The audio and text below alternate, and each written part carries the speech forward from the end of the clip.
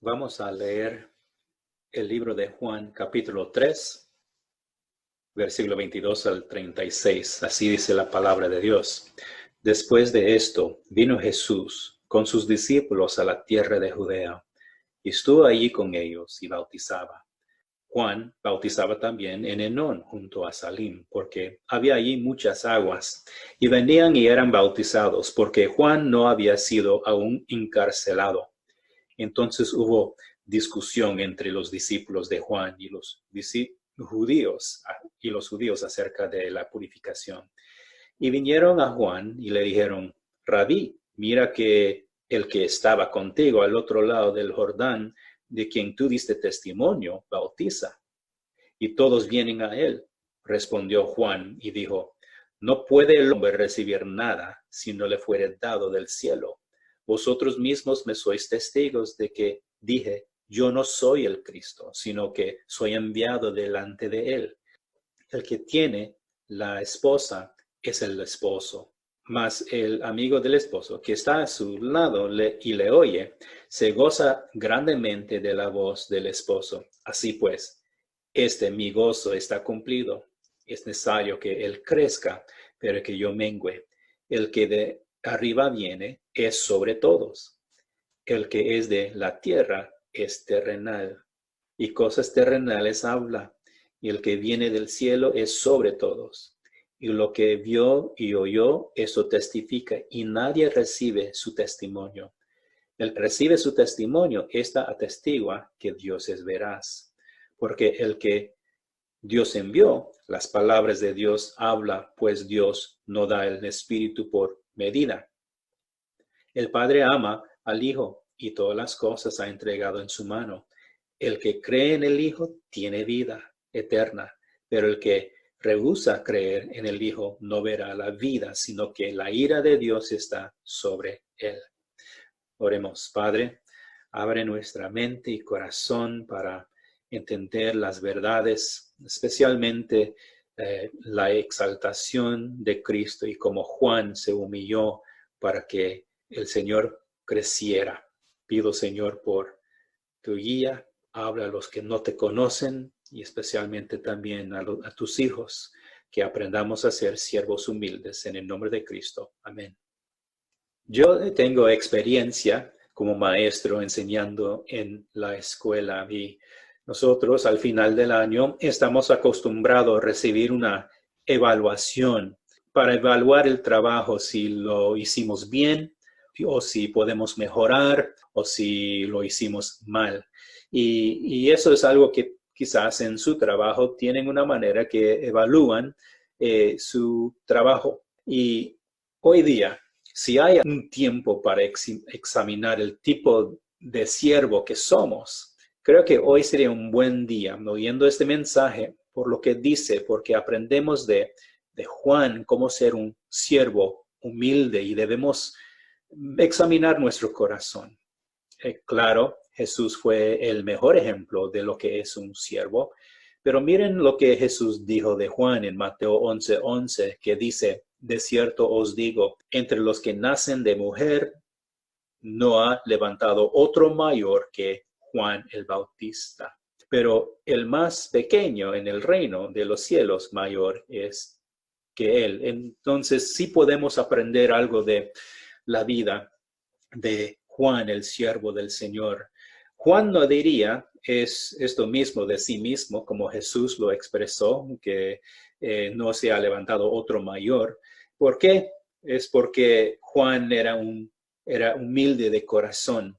Y eso es lo que queremos aprender hoy. ¿Y cómo lo dijo Juan en el pasaje que estamos estudiando? Juan dijo: es necesario que él crezca, pero que yo mengüe.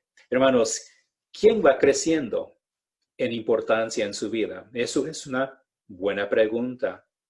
¿El yo o el Señor Jesucristo?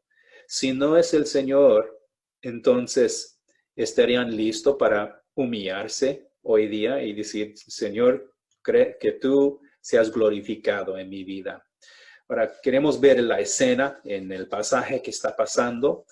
Cuando Jesús comenzó su ministerio, el ministerio de Juan el Bautista coincidió con el de Jesús. Dice en versículo 22 de capítulo 3. Después de esto vino Jesús con sus discípulos a la tierra de Judea y estuvo allí con ellos y bautizaba. Juan bautizaba también en Enón, junto a Salim, porque había allí muchas aguas y venían y eran bautizados, porque Juan no había sido aún encarcelado. Antes de que Juan el Bautista fuera encarcelado, bautizaba en el río Jordán, dice allí, Enón o junto a Salim. Y mucha gente venían a él. Y el bautismo era importante y significante en preparación para el Mesías, pero para entenderlo bien, el bautismo de Juan, lo cual era sumergido debajo del agua, era un símbolo externo de lo que pasaba en el corazón de los que venían.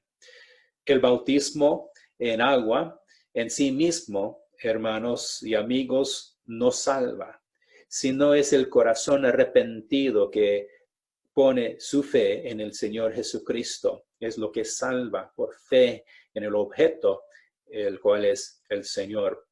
Lucas 3:3 dice, y él fue por toda la región contigo al Jordán, predicando el bautismo del arrepentimiento para perdón de pecado. La Biblia dice que Juan dio conocimiento de salvación a Israel cuando él predicaba y que se bautizaran confesando sus pecados y creyendo en el que vendría después de Juan, era el Mesías. Ahora, ¿por qué se bautiza con agua? ¿Qué significaba para los judíos? Hermanos, era muy común para los judíos lavarse para la purificación en varios ritos. En otras palabras, se lavaban o bañaban. Pero la inmersión total en el agua, el bautismo, fue reservado para los gentiles que querían convertirse al Dios de los judíos. Los gentiles que se convertían se llamaban prosélitos. Quizás había tres maneras en que los judíos respondieron al mensaje y el bautismo con agua. Unos, por seguro, venían a Juan y se bautizaban porque tenían un corazón arrepentido. Otros llegaban a Juan y solo veían el bautismo como un rito. Y lo dice en Lucas 3:4 y versículos 7 al 8. Aún otros ni querían ser bautizados porque judíos pensaban que eso era para los gentiles. No vieron necesario hacerlo porque eran linaje de Abraham, eran el pueblo escogido. Bueno, de lo que vemos en el pasaje de hoy es una discusión de purificación. Pero parece que la discusión no se trataba tanto de la purificación, digamos doctrina, pero que los seguidores de Juan se preocupaban más de las multitudes que iban a Jesús para ser bautizados. Capítulo 4 y versículo 2 dice que aunque Jesús no bautizaba, sino sus discípulos. Miremos capítulo 3 y versículo 25, Dice, entonces hubo discusión entre los discípulos de Juan y los judíos acerca de la purificación. Y vinieron a Juan y le dijeron, Rabí, mira que el que estaba contigo al otro lado del Jordán, de quien tú diste testimonio, bautiza y todos vienen a él. Ahora, imagínase los discípulos de Juan el Bautista. En otras palabras, él tenía seguidores. ¿Cómo vieron todo esto que la gente iba a Jesús? Porque era Juan que vino primero. Él venía antes que Jesús. Él venía enseñando, predicando y el arrepentimiento y bautizando. Ahora, estos seguidores de Juan están viendo que todo el mundo está yendo a Jesús. Dice en versículo 26, dice, y todos vienen a él. ¿A quién? A Jesús. Capítulo 4 y versículo 1 dice que más venían a Jesús que a Juan. Entonces, esto presentó un problema para los seguidores de Juan el Bautista. En un tiempo después, aún los fariseos se daban cuenta y decían que el mundo se va tras Jesucristo. ¿Saben lo que está pasando aquí? Jesucristo se está haciendo más popular y más popular. Y la gente iban a él para ser bautizado. Y en el corazón de los discípulos de Juan se levantaba sentimientos de celo. Estaban comparándose con lo que estaba pasando en el ministerio de Jesucristo. Y una pregunta para nosotros: ¿se molestó Juan saber que más gente iban a Jesús?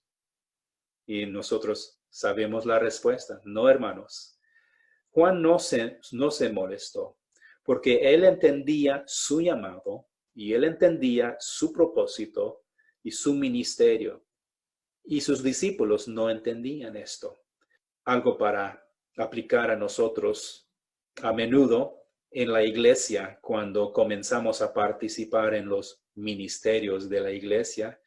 Si no sabemos cuál es nuestro llamado específico y si no tenemos una perspectiva para glorificar únicamente al Señor, y si no andamos en el Espíritu, entonces fácilmente tendremos estos sentimientos también. Vamos a ver lo que Juan dice en versículo 27. Respondió Juan y dijo: no puede el hombre recibir nada si no le fuere dado del cielo. Vosotros mismos me sois testigos de que dije: yo no soy el Cristo, sino que soy enviado delante de él. Recordemos, hermanos, que Juan vino para preparar el camino para Cristo. No vino para hacerse grande, no vino para tener un nombre, sino él vino para servir. Y hay mucho que se puede aprender del corazón de Juan. Y quiero que veamos varias características de un siervo humilde. Entonces, hoy vamos a ver varias características de un siervo humilde. Creo que hay mucho que podemos aprender de la Biblia acerca de la humildad y ser un siervo. Pero hoy solo vamos a concentrarnos en la vida de Juan el Bautista y, claro, Jesucristo siendo el mejor ejemplo. Pero número uno, si están tomando notas, aquí vemos en nuestro pasaje que un siervo humilde sabe que su ministerio viene de Dios. En otras palabras, Juan recibió de Dios una responsabilidad, un llamado. Cualquier ministerio u obra que hacía, el crédito se debía a Dios, porque Juan no podía hacer nada si no fuera dado del cielo. ¿Se recuerdan de lo que Pablo dijo? Él lo dijo bien en 1 Corintios 15:10. Pero por la gracia de Dios soy lo que soy. En otras palabras, estos dos hombres, Juan el Bautista y Pablo, en lo que decían, sabían que el poder para hacer la obra vino de Dios. Hermanos, a medida que nuestra iglesia va creciendo, vamos a necesitar más siervos involucrados en muchos ministerios. Pero no son cualesquiera siervos. Son siervos humildes que dicen: todo lo que soy, todos los dones que tengo, todos mis talentos y todas las oportunidades que tengo, viene de Dios. Eso es humildad. 1 Corintios 4:7 nos recuerda de lo que somos. Dice: porque ¿quién te distingue? ¿O qué tienes que no hayas recibido? Y si lo recibiste, ¿por qué te glorías como si no lo hubieras recibido? Entonces, ¿qué vemos del siervo Juan? Sabía que tenía el poder para hacer lo que hacía solo por Dios, que su ministerio venía de Dios y fue Dios trabajando a través de su vida como un canal. Y él servía fielmente según como Dios lo había llamado. Eso fue el número uno. Un siervo humilde sabe que su ministerio viene de Dios. Número 2, otro aspecto que vemos de la vida de Juan. Un siervo humilde entiende bien su papel, es decir, lo entiende específicamente. Versículo 28 de capítulo 3 de Juan. Vosotros mismos me sois testigos de que dije, yo no soy el Cristo, sino que soy enviado delante de él. Una pregunta, ¿cuál fue el propósito específico de Juan? Él mismo lo dice en Juan 1:23, dijo, yo soy la voz de uno que clama en el desierto, enderezad el camino del Señor, como dijo el profeta Isaías. ¿Cuál era el propósito? Preparar el camino para el Señor. El papel de Juan simplemente era eso fue todo. Y él lo entendía bien. Juan entendía que tenía que predicar un mensaje de arrepentimiento, de perdón, de pecados y que venía el Mesías. Vino preparando los corazones de la gente para que estuvieran listos para el Mesías. Su propósito no era enseñar en la sinagoga, sino que él estaba en el desierto. No fue ser un pescador en el mar como los otros discípulos de Jesucristo. Él tenía un llamado o un papel específico. Y saben, hermanos en Cristo, un siervo humilde oye la voz del Señor y obedece. Y eso es el ejemplo de Juan. Hermanos, muchas veces complicamos la vida. ¿Saben por qué? Complicamos la vida porque no sabemos nuestro propósito o rehusamos reconocerlo o hacer la obra que el Señor nos dio. Una de esas dos razones. Una pregunta como creyentes. ¿Es posible saber cuál es nuestro propósito y llamado específico? ¿Qué dirían ustedes? Absolutamente. Dios nos dio un llamado específico y nosotros tenemos que responsabilizarnos de los dones que nos dio, responsabilizarnos de los talentos que nos dio. Esas son áreas en nuestra vida y no estamos diciendo que uno tiene que dejar su trabajo y ser un pastor, digamos, o ser misionero en otra parte del mundo, lo cual Dios sí llama a personas para hacerlo. Dios lo está llamando a usted, hermano y hermana, en su lugar. Como esposo, usted tiene una tarea específica. Como esposa, como madre y padre, como un trabajador en la carpintería o cualquier lugar donde usted trabaja, usted tiene una responsabilidad específica y no hay que complicar la vida y muchas veces vienen dolores de cabeza porque estamos tratando de controlar nuestra vida. Entonces, un siervo humilde entiende bien su papel. Número 3, hablando de Juan y unas características de su vida. Número 3, un siervo humilde se goza de la presencia de Jesús. Juan en su corazón sabía que él no era el centro de la atención, ni se sentía digno de desatar encorvado la correa de las sandalias de Jesús. Y para expresar el gozo que tenía en la presencia de Jesús, él usó una analogía. Versículo 29, si lo miran allí. El que tiene la esposa es el esposo, más el amigo del esposo que está a su lado le oye y se goza grandemente de la voz del esposo. Así pues, mi gozo está cumplido. Aquí, hermanos, Juan muestra que Jesús es el esposo que vino para Israel, la esposa. Y él es como el amigo, un participante al lado del Señor Jesucristo, gozándose de oír su voz. Y me imagino que Juan vio esto como un privilegio. Se dice que el amigo en una boda ayudaba y hacía arreglos para la ceremonia, servía para ayudar. Y eso fue la tarea de Juan. Cuando Juan el Bautista oyó de sus discípulos que la gente iba tras Jesús, él se gozaba en su presencia y que Jesús estaba ministrando y gente estaba siendo bautizado en el ministerio. Hermanos, en el cuerpo de Cristo, la iglesia, debemos gozarnos que Cristo es el centro de atención. Celebramos su vida y la vida que Él da a los creyentes.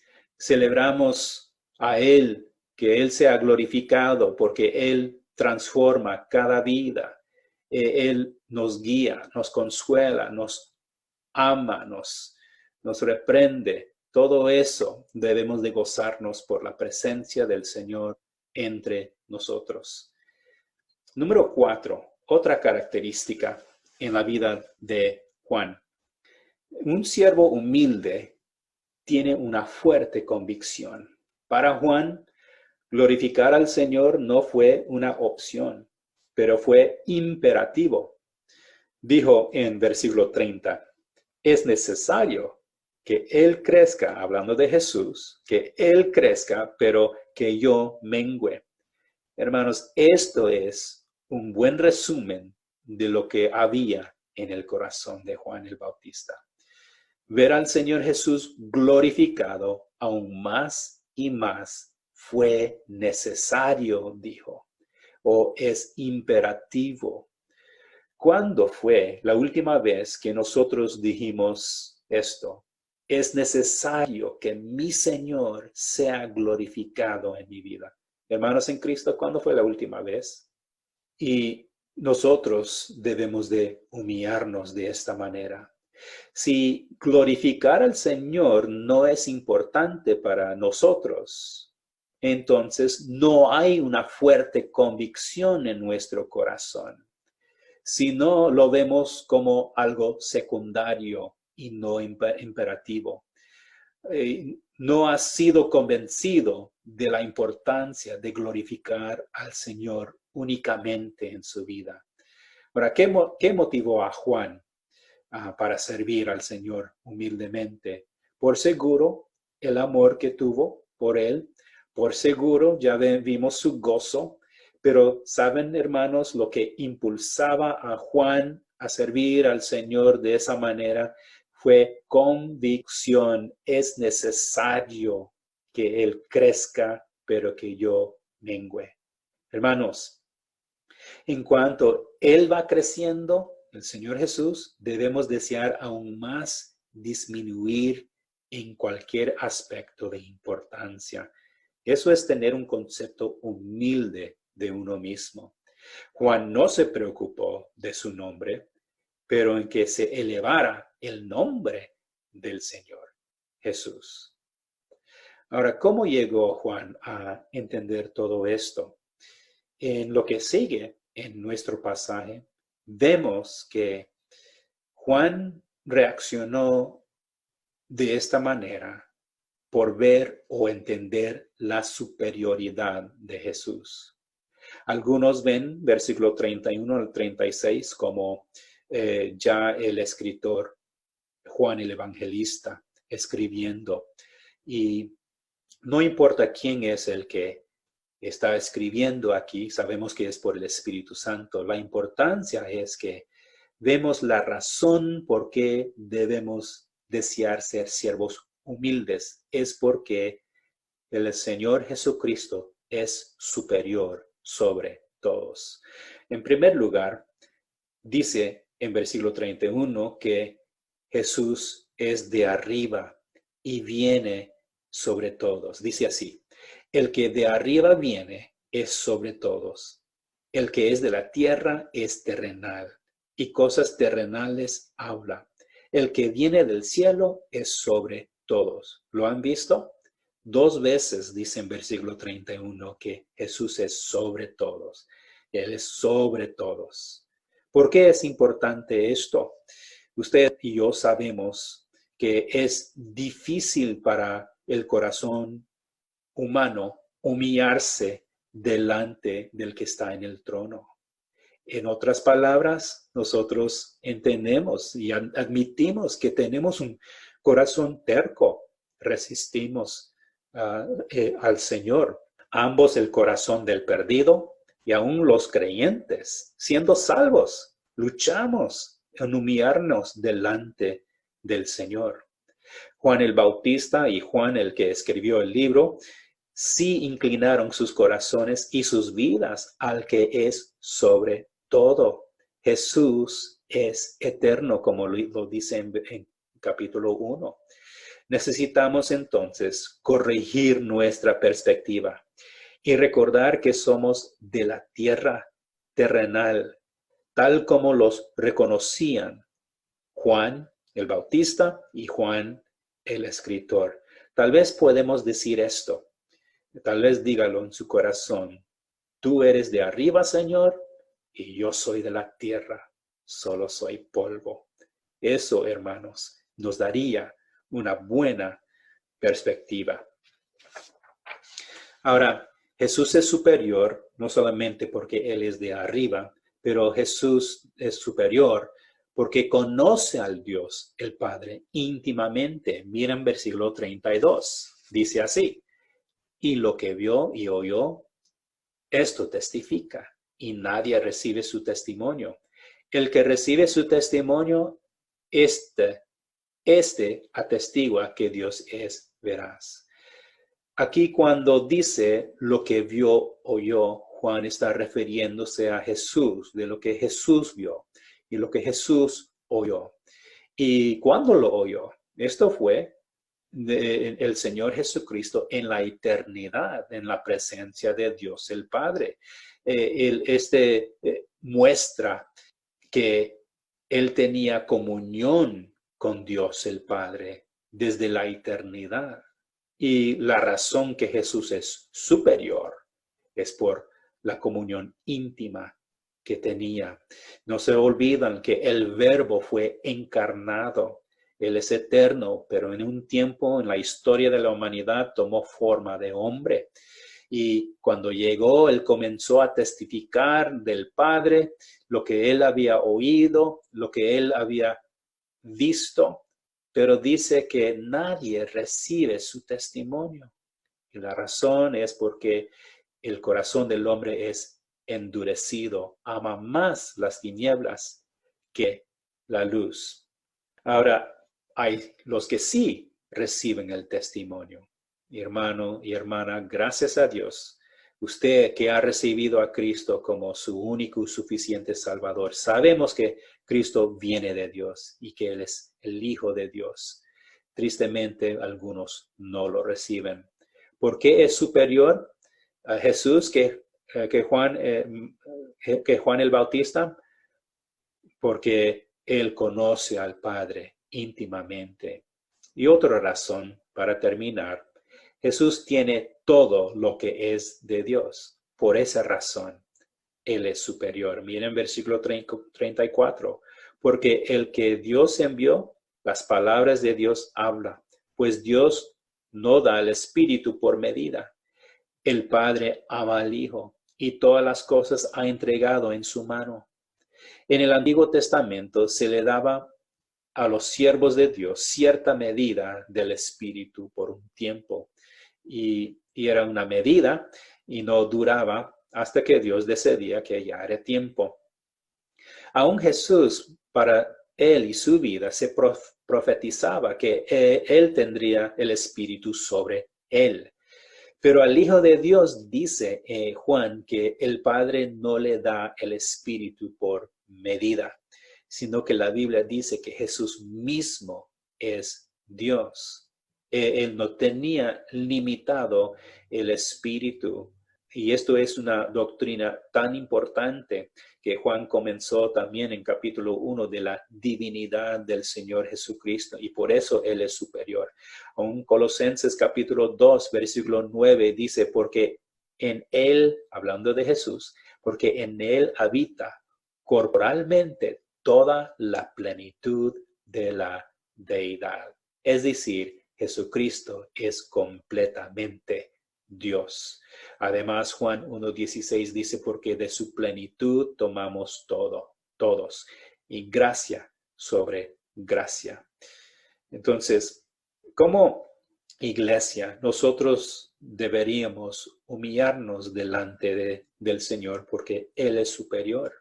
De hecho, un día nosotros estaremos diciendo en la presencia de Dios, como lo dice en Apocalipsis 11:15, los reinos del mundo ha venido a ser de nuestro Señor y de su Cristo, y Él reinará por los siglos de los siglos. Hermanos, todo poder está en las manos del Señor. Y si esto no me convence de humillarme como un siervo, no sabemos qué le va a convencer. Hermanos, hay que reconocer que Él sí es superior. Él tiene todo derecho sobre su vida. Él es el que te da aire para respirar. Él tiene todo derecho sobre su familia. Él tiene todo derecho sobre sus posesiones, su casa, sus finanzas, su salud. Y Él tiene todo derecho sobre sus planes, sus deseos y sus sueños. Él es Señor.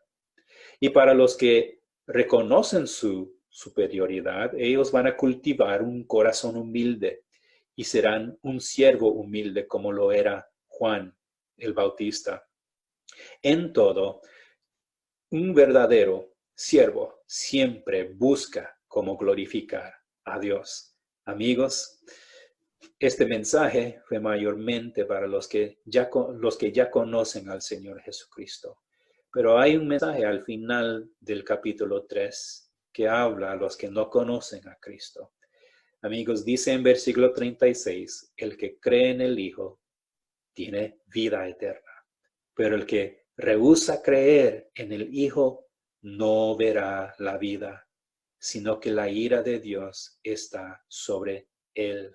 Amigo, esto es una realidad que usted no puede escapar. Solo hay dos tipos de personas en el mundo, el que tiene vida eterna en Cristo y el que no tiene vida eterna, el que está en tinieblas o el que está en la luz, el que ha sido perdonado y el que no ha sido perdonado, el que está sin Cristo o el que tiene Cristo en su corazón. Y la Biblia dice que hay que creer en el Hijo de Dios, no en su mente, pero de corazón que Él es el Señor y que Él resucitó de los muertos. Y fue el sacrificio que Dios dio a usted. Y Él pagó por sus pecados, derramando su sangre en la cruz. Y si usted pone su fe en eso, en que Él lo hizo por ti, pagó por sus pecados, recíbelo como su único y suficiente Salvador, creyendo que Él también resucitó de los muertos. Clama a Él. Los que invocan el nombre del Señor serán salvos.